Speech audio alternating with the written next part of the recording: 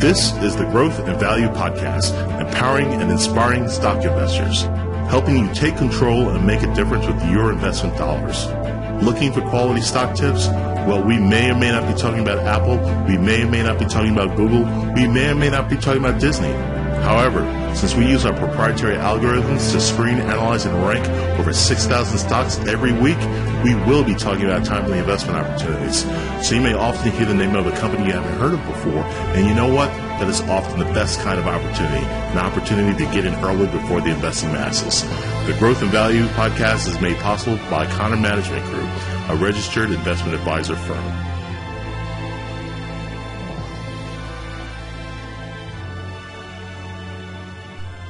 Hi everyone, Mathis Connor here with Connor Management Group, and this week we're going to look at the best small cap stock to buy right now. Today is Tuesday, January 13th, 2015, and here on the opening slide we see that this stock is in the oil and gas equipment and services industry. Yes, I did say oil and gas, and yes, oil has been taking tremendous hits. But because of that, we also believe that this is creating quite a few opportunities for companies that are just being basketed with a whole bunch of others that really don't deserve to be so. So at any rate, this company is in the oil and gas equipment and services industry. Its 6-month upside potential we see at 37.5%. Going on to the second slide, we see that the name of this company is called Tidewater Incorporated.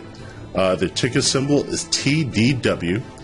Once again, yes, this company is in the oil and gas equipment and services industry, and we see its 6-month upside potential at 37.5%.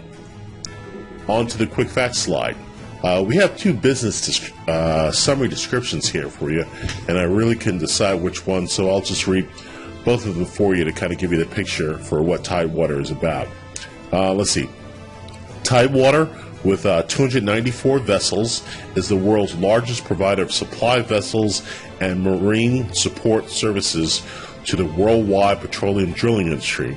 They provide towing, transport, and barge services in 4 geographical segments. In the Americas, 29% of their revenue was from the Americas, 11% was from Asia Pacific, 13% from the Middle East, North Africa, and 47% from sub-Saharan Africa / Europe region. Not quite sure I understand all those breakdowns, but okay. So the other description we have for Tidewater. Tidewater Incorporated provides offshore service vehicles and marine support services through the operation of a fleet of marine service vehicles to the offshore energy industry worldwide.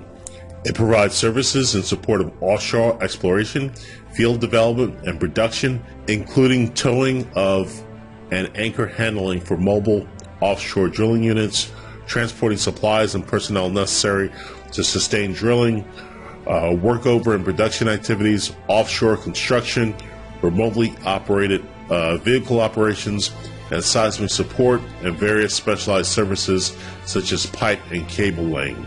The company operates and charters deep water vessels, including platform supply vessels and anchor handling towing supply vessels that are used in transporting supplies and equipment from offshore bases to deep water and intermediate water depth offshore drilling rigs and production platforms.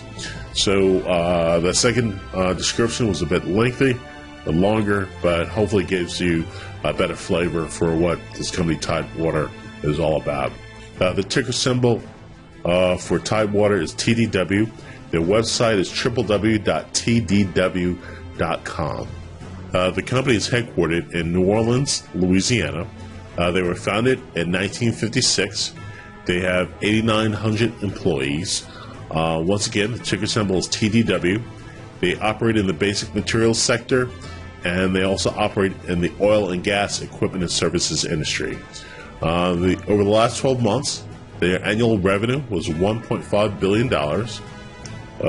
Their net income over the last 12 months was $161 million, and the cash from operations was $280 million.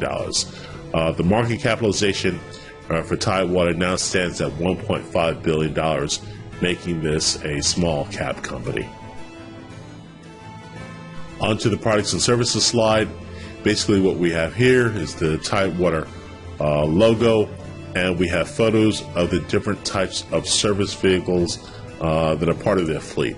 We have a photo of what they call their platform supply vessels, another of their utility vessels, another of their fast cruise supply vessels, offshore tugs, anchor handling towing supply vessels, as well as their specialty vessels, which we reference. And these specialty vessels do things like cable laying, diving support, remote operated vehicle support, seismic support, and what they also call well stimulation. Additionally, on this products and services slide, and also helps explain our rationale, is their 2014 revenue mix. Everyone's aware that oil has been declining quite a bit, but this should help clear up a little bit of the rationale for the stock. The 2014 revenue mix, 37% of revenues come from the super majors. That's Exxon Mobil's of the world, 37%. 22% of their revenues come from national oil companies, other countries, and 41% of the revenues come from just other sources of, sources related to drilling. So what I'm trying to drive home here is that a lot of their revenue comes from very large scale projects that last for a long time. It takes multiple years to develop these projects. These projects are usually constructed and initiated using very, very conservative assumptions. So we, along with quite a few analysts, don't expect the earnings for Tidewater to suffer nearly as much as many of the other oil companies are now experiencing, because they're part of a lot of their revenues related to very large scale projects that take multiple years to build, so the service will be in use for quite a while. So that's what we have for the products and services slide. On to the metrics slide. Once again, the annual revenue of the last 12 months was $1.5 billion. Their net income was $161 million. And over the last 12 months, the cash from operations was $280 million. Additionally, the operating margins for Tidewater in 2013, they were 28.8%. And in 2014, they were tracking to be 29.5%, a mention which will be confirmed during the next earnings release within the next 30 days. On to the valuation metrics. The trailing PE ratio for Tidewater presently stands at 9.2, and the forward PE ratio stands at 7.0, and that implies that analysts expect earnings to increase. Additionally, the PEG ratio is at 1.7, not high at all. The price to sales ratio is at 1.0, and the price to book ratio, you don't see this too often, at 0.5. It's rare. It's rare these days to find price to book ratios less than 1. And additionally, the enterprise value to EBITDA ratio is at 6.4. So in summary, these valuation metrics imply that there is opportunity and there is upside in the stock price. The recent closing price for Tidewater was $29.64. The 52-week low was $28.02, and the 52-week high is, or I should say, it was $59.38. So it's clear that this stock's recent closing price is close to its 52-week low. Right now, the recent closing price is about $30, and the 52-week low is around $28. The 20-day moving average is at $31.47. The 50-day moving average is $33.59, and the 200-day moving average is at $44.39. And that trend implies that, yes, the price has been declining on the stock, and we attribute this trend naturally to the downturn in the price of oil. The average daily trading volume for Tidewater stands at 1.1 million shares per day, so that is a decent trading volume. The beta for the stock is at 1.9, so this stock is much more volatile, or I should say just more volatile than the market. When the stock goes up, the stock typically goes up more, and when it goes down, it typically goes down more. The dividend yield for the stock is at 3.4%, so even though this is a small cap stock, it does pay a nice dividend, which is good to see, and its average dividend payout ratio is 34%. Onto the price chart for Tidewater. What we see is a stock that started really declining back in August of 2014 of the past year. So for the full year, the stock is down 49.7%, basically down 50% for the year, and we believe that this is now a buying opportunity because we just believe that Tidewater has been lumped in with a whole bunch of other oil-related stocks and ETFs, and its price has just been pushed down, more than it deserves. Onto the summary slide. The financial statement quality for Tidewater, we would call good. I mean, they do have some debt, but we believe that the debt is definitely manageable for the company. The operating margin trend has been increasing, and it's expected to increase a bit more over the next year. Additionally, we see, the price pattern trend, as we mentioned, has been decreasing. The stock has been down about 50% over the last 12 months. And overall market outlook is still neutral. We don't see too many bearish names, nor do we see too many bullish names as well. So we feel overall the market's kind of fairly priced, and we don't expect for Tidewater to be the benefit of any upwinds or suffer from any headwinds. Additionally, some information for Tidewater that we pulled from a research report. Let me just read this to you. Let's see. Day rates for deep water vessels should stay stable in the near term. The company derives about 55% of its revenues from its deep water fleet. Deep water rigs are better insulated from changes to the budgets because the projects involve significant capital investment and multi-year development plans. Conservative assumptions for oil and gas prices are typically baked into the plans, so that operations are less susceptible to short-term oil price fluctuations. Tidewater has one of the youngest deep water supply fleets in the industry, and its ships are in strong demand because they are larger than the older ships, are equipped to perform more types of work around the deep water platform. And that was from Value Line in November of 2014.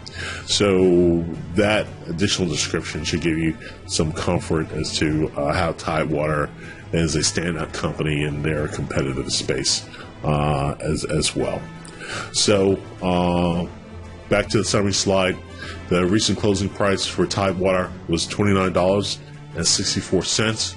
Our 6-month price target for Tidewater is $40.28. So that, in addition to the dividend, we see the 6-month upside potential for Tidewater at 37.5%, and this is why we believe that Tidewater is the best small cap stock to buy right now.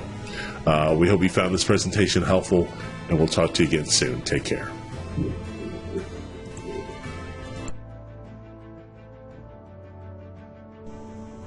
Hi, this is Matthew Connor from Connor Management Group, and I just wanted to take a few more minutes to give you some background about myself and Content Management Group.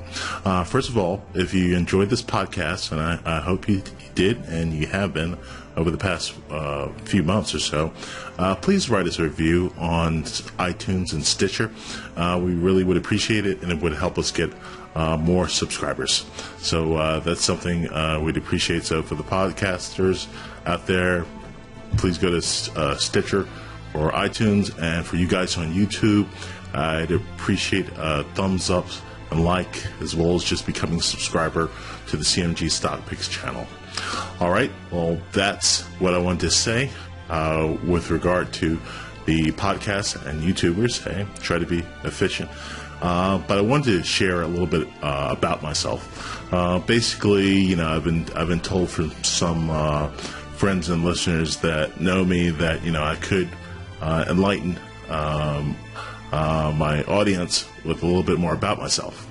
So I'm not all that comfortable with telling about myself. I really kind of want you to enjoy the content. But for those of you that have an interest, this is why the stuff is all the way at the end. So, okay.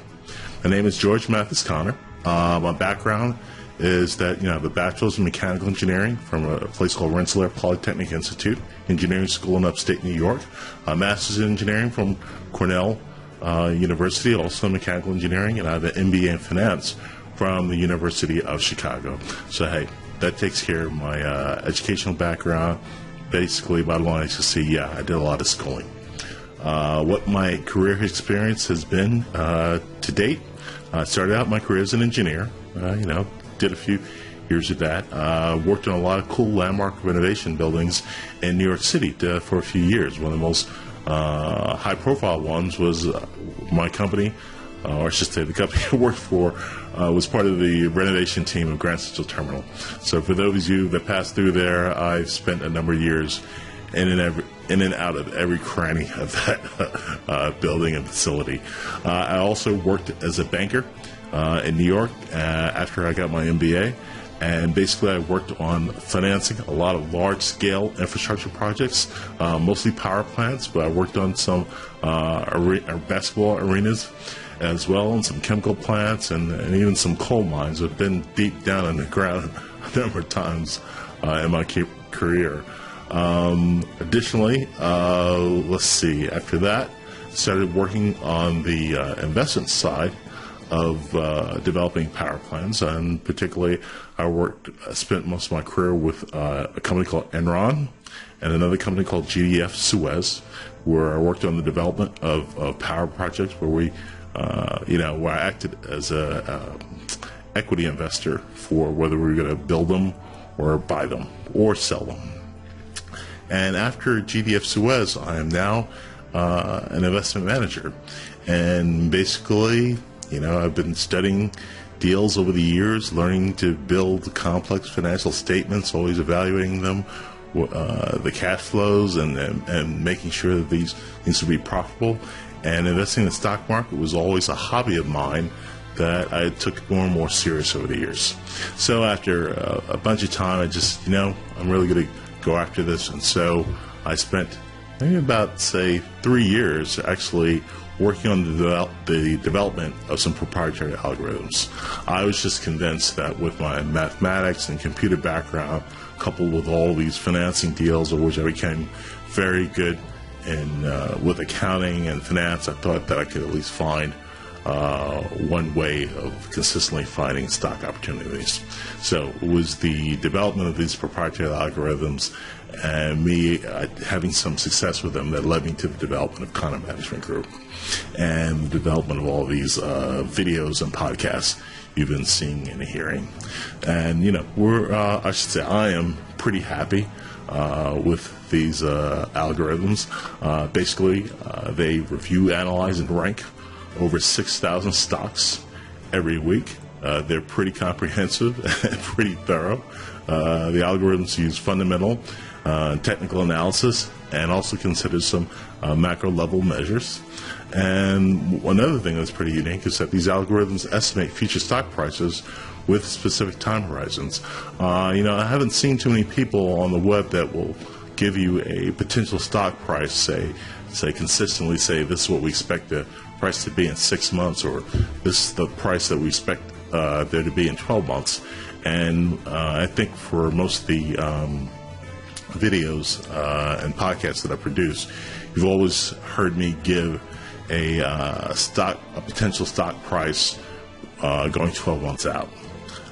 The premium subscribers actually give them a stock price for the top stock prices for 6 months out. So that's about what I have to say about the algorithms. Additionally, about Content Management Group, our primary offering of CMG LLC is that we are a managed account service. And basically, a managed account, for those of you who don't know, is basically a more hands-on, customized way of investing for the long term. It's basically a complement or a supplement to 401k or IRA and it has more benefits. And basically, you probably haven't heard of these as much or over the years because they've just become a lot more available to middle-class investors. And that's primarily because of advances in software for being able to handle many clients and move them in and out of custom portfolios and options. So if you want to know more about our managed account business, please go to ConnorMG.com. That's www.connormg.com, or you could go to our website and you can see a presentation that compares Content Management Group side by side with other managed account providers. E-Trade provides managed account service, Fidelity does, a lot of other mainstream firms. And like we said, basically now that technology is advanced with software, it's a lot easier to manage. So basically, as with E-Trades, a minimum size of account we open, say $25,000. And while as I'd say 10 years ago or more, minimum account size was probably $500,000. So there are a lot of changes, and you'll be hearing more and more about this account service, as time goes by. Additionally, let's see. Additionally, you can get to know us through our social media footprint. Basically, we have a presence on all the major websites for your convenience, and there you can get a lot more articles and hear about different points of view on things going on in the market. So we have a presence on Twitter, Google Plus, and Facebook, as well as LinkedIn also. So you can be kept abreast of our thinking on stock investing, as well as things we share by others who we consider thought leaders. And finally, CMG offers 2 newsletters, both weekly, 2 weekly newsletters. One is to keep investors up to date about relevant news and provide in-depth analyses on a quality investment opportunity. And those opportunities are consistent with the free weekly podcasts and videos. And the other newsletter we provide is our premium newsletter, and that one provides the latest top picks from our proprietary algorithms that we run every week. So, feel free to go to CMG stockpicks.com, and you can go there to subscribe to the newsletters. And if you go to the website, you can also view this deck and or any of the decks going forward, and there'll be a link there to everything I've just talked about. Basically, everything from the podcast to the newsletter to the presentations about our managed account service. So, hope this was helpful. Nice overview. Hope it didn't bore you. You can listen to this a couple times. That's why I put this at the end of the stock presentation. And I'll talk to you soon. Take care. Bye.